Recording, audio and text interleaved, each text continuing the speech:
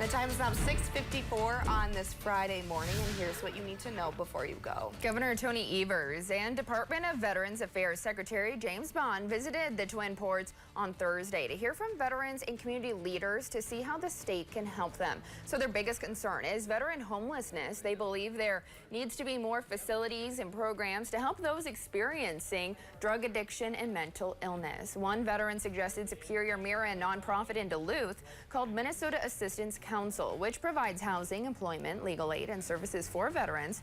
The governor said he hopes to have more talks with Mayor Jim Payne and Douglas County's Veteran Services Officer Eric Hudson, who helped lead Thursday's conversation to bring solutions to these concerns.